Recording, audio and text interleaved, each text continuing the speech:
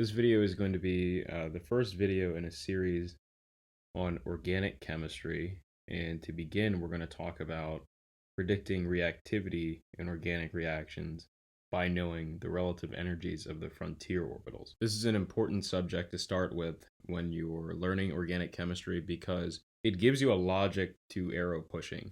So you're not just memorizing reactions, you actually have reason to decide whether to draw one reaction or another in terms of arrow pushing.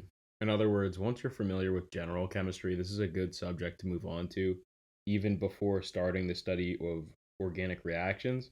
Studying chemical structure for organic reactions is fine to get to first, but if you want to understand dynamics after general chemistry, this is probably the best place to start. So in short, knowing the principles from this video and knowing the relative energies of the frontier orbitals and how they affect reactivity is a good way to have a background for the study of organic reactions. Okay, so to start, we want to think about what is an orbital and what do we need to know about orbitals at their base level for organic chemistry. So we can say that an orbital is a mathematical function that can be used to calculate the probability of finding an electron in a region of space. And in your study of organic chemistry, you'll probably encounter three major types of orbitals.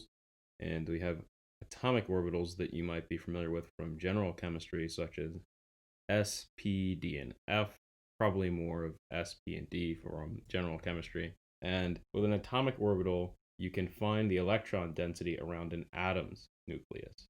With a hybrid atomic orbital, so sp3, sp2, sp, they're combinations of atomic orbitals on the same atom, and molecular orbitals, so sigma, pi, and non-bonding molecular orbital, are a consequence of combining atomic orbitals of different atoms of the same molecule. So as s orbital electrons are closer to the nucleus than those of the p orbitals for the same shell, we can say that s orbital electrons are less reactive and more stable than p orbital electrons of the same shell. Therefore, s character contributes stability when considering hybrid atomic orbitals, while p character contributes nucleophilicity and basicity. So we've said again that hybrid atomic orbitals are combinations of atomic orbitals on the same atom.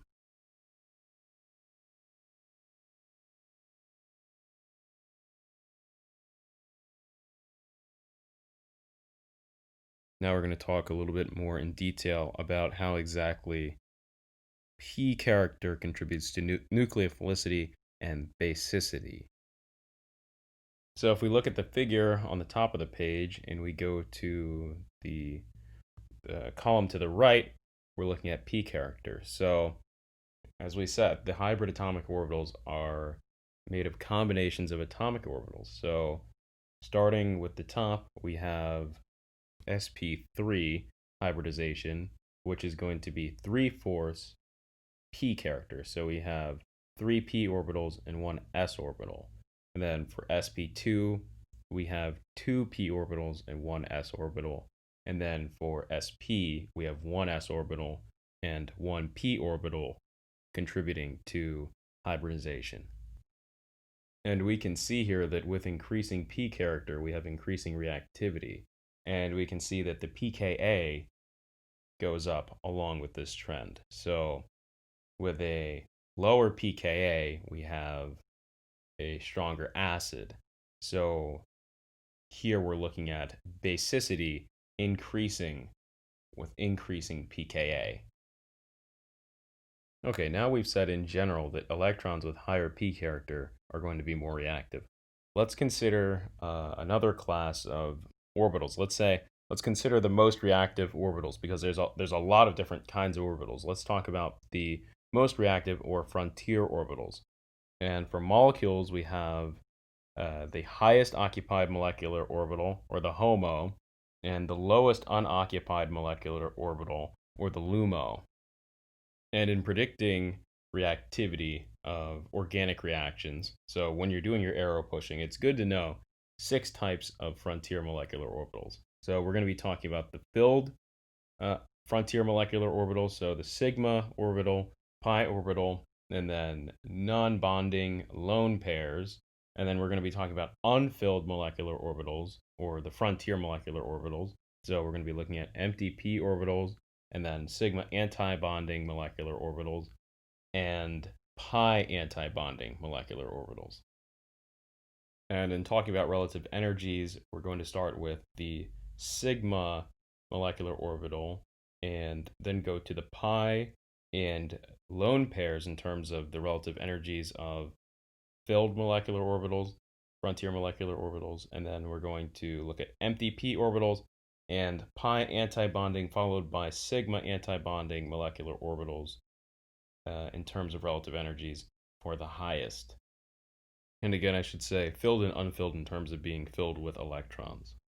So we're going to look at this acetone imine here, and we are going to talk about filled orbitals. And for filled orbitals, electrons in higher energy filled orbitals are going to be more reactive.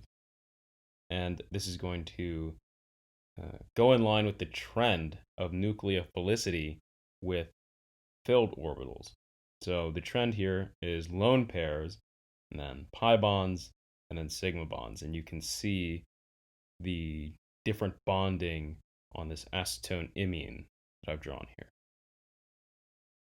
In terms of relative energy, we have the sigma molecular orbital that is from nitrogen to hydrogen.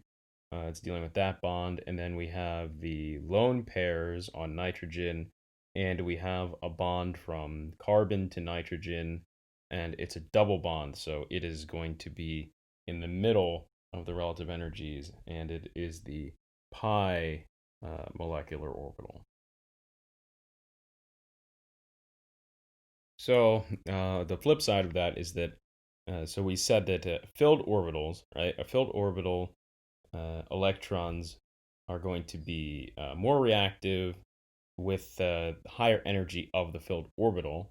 So the non-bonding electrons are going to be more reactive than the electrons in the sigma molecular orbital. So we're going to talk about the other side to that, which is that lower energy unfilled orbitals are more reactive towards nucleophiles. So the order of reactivity here is that empty p orbitals are going to be more reactive than pi antibonding orbitals, and those are going to be more reactive than sigma antibonding molecular orbitals. What this means is if you're looking at a problem in organic chemistry, if sterics and charge are equal, nucleophiles are going to add or tend to add to carbocations first, then to the CX double bonds, then lastly they're going to attack the sigma antibonding orbital through an SN2 reaction at a CX bond. And in the figure below, I've drawn three different general schemes for reactions of the nucleophile, with electrophiles here, with the empty p orbitals being the most electrophilic, followed by the pi antibonding molecular orbital and sigma antibonding molecular orbital. So what that's saying is that when you're looking at a problem and you have a lone pair electrons, are going to more readily react with empty p orbitals than a primary carbon atom through an SN2 reaction. And I've also below I have noted examples of an empty p orbital, and then you have the pi antibonding molecular orbital and sigma.